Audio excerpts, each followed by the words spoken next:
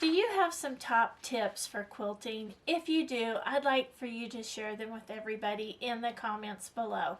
Put your top 3 quilting tips in the comments below. I'd love to see what your top tips are, and again, those comments help everybody. Now today I have some top tips from you from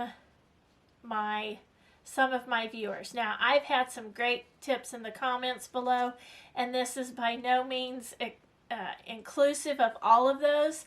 I just started writing down some of the ones that I thought were really great tips just recently. So if you've given me a great tip, please don't be offended if I don't mention yours, because it could have happened before I started making a list of all those great tips. Now, some of the tips are ones that I've already shared, so I didn't share those. But anyway, always put your tips and comments in the comment section below. That's one of my favorite parts of making YouTube videos, is to read responses from everybody else.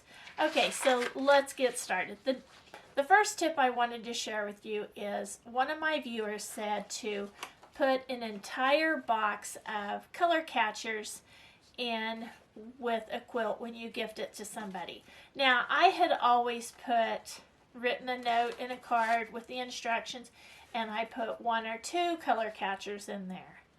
But you know what? It takes more than 1 or 2. When you wash your quilt for the first time, a brand new quilt, especially if none of the fabrics have been pre-washed, you need to put several in there when you wash them. So I thought putting an entire box with the quilt was a fantastic idea, one that I will be practicing. I guess I really haven't gifted any big quilts since that subscriber left that tip.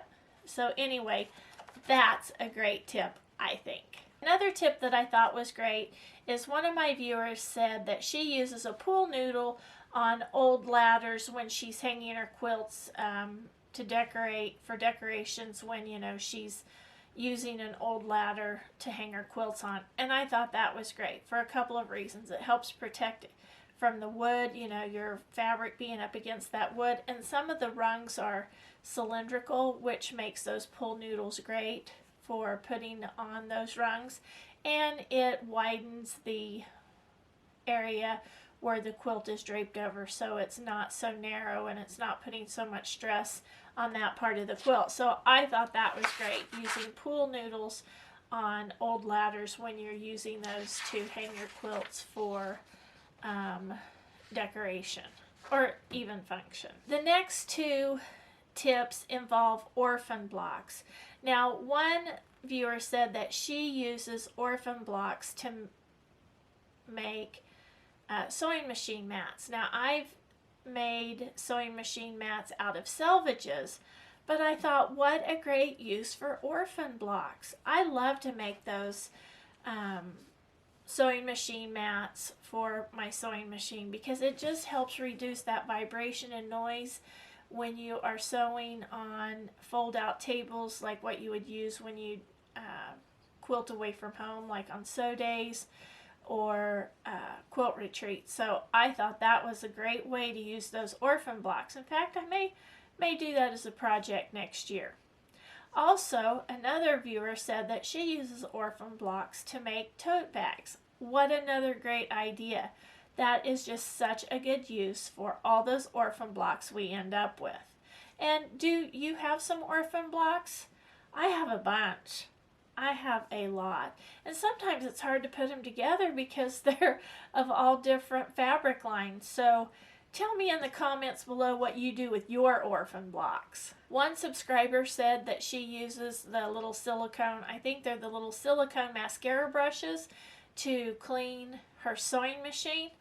Great tip. You can order those from Amazon, and I don't believe they cost very much.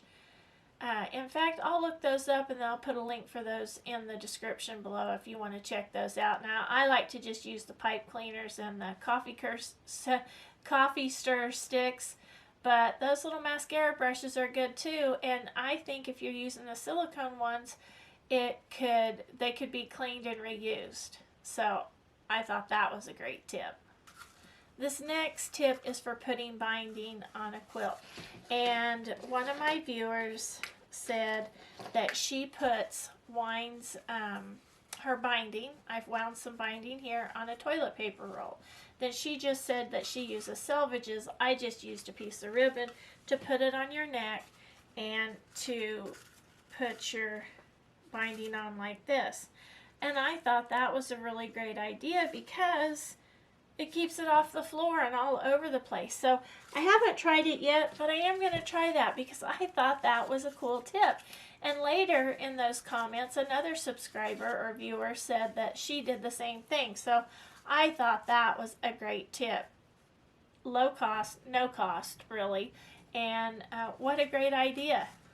Okay, the next tip I wanted to share with you came from a viewer who used these silicone mats to put under her sewing machine and her sewing machine mat to keep it from slipping. So she laid this down, then the sewing machine mat on top of that, and then her sewing machine on top of that to prevent her sewing machine from sliding around. Now, the next tip also involves these silicone mats, and you can take these and put them on the floor underneath your sewing machine foot, and it holds it stable. Now, I thought this was a great idea, and I have been using that, and they work pretty good. My problem with them on the floor is I live in a very windy, dusty area, and it always seems like they're getting dusty. But the nice thing about it is these can just be washed off with water. You don't have to scrub them or anything. You just have to hold them under the water and rinse them off and let them dry. So those are working okay for, you know, keeping your sewing machine pedal stable. If any of you have used these mats for anything like that, let me know how you think they're working.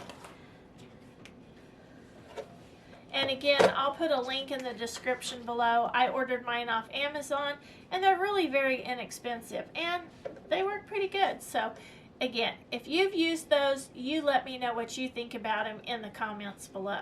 Now, the next tip is involving design boards. Now, lots of people have used the picnic tablecloths that are lined with that flannel on the back for their design walls, and they work great. We use those at quilt retreats and they work well. My design wall is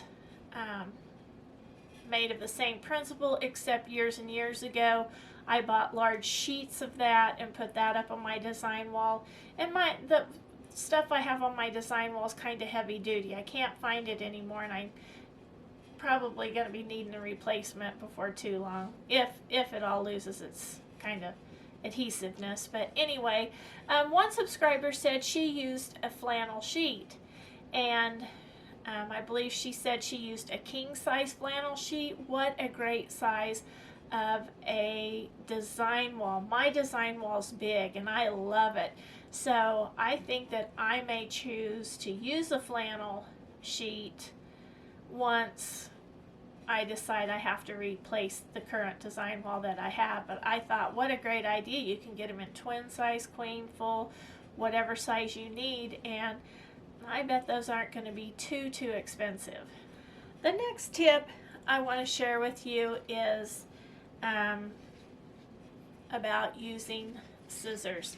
Now, you can purchase these retractable name tag holders, and you can just put your scissors on there. So when you're sewing or when you're in a quilt retreat, you always have your scissors right there.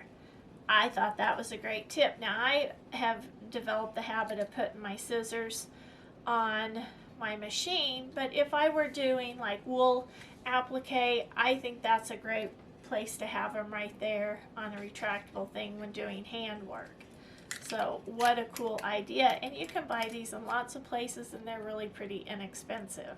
Now, I've done videos on how to use these gum containers, and I use them for my sharps disposal, my needles, my sewing machine needles that break, my pins that I pin with when they get bent, and my rotary blades.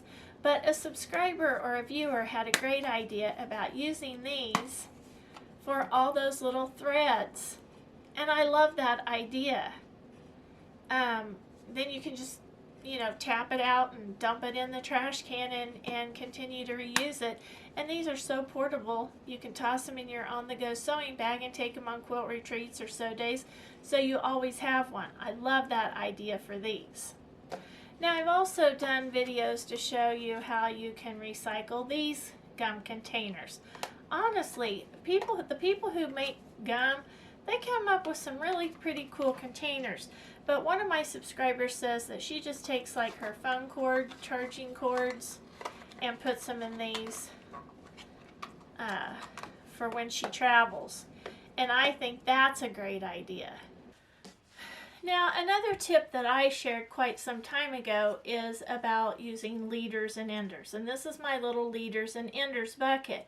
But one of my viewers said that she used, she always had a second project going. So she used leaders and enders and put them into a quilt. And I've always wanted to try that. I think maybe Pat Sloan, I think other quilters do that too. I'm not for sure which ones. But I have all of these charm squares, and I thought that would make a really cute quilt for a pattern that I recently tried. And so I just cut a bunch of 2.5-inch squares. I'm going to mark my little line on them, and then I'm going to be making these little blocks for my leaders and enders instead of these. That way I'll be sewing 2 projects instead of just one, and I'm going to see how that works out. Now, I don't know if I'll be able to stick with it, but I'm hoping I am, because that will give me another project instead of just, you know, sewing and doing endless sewing that I end up tossing in my dog beds. So I'm going to try it, but I love that idea. Now, the next tip, it does involve leaders and enders, and a viewer said that she uses these leaders and enders to mark the beginning and ending of the pieces of a block when she's chain piecing, and I love that idea too.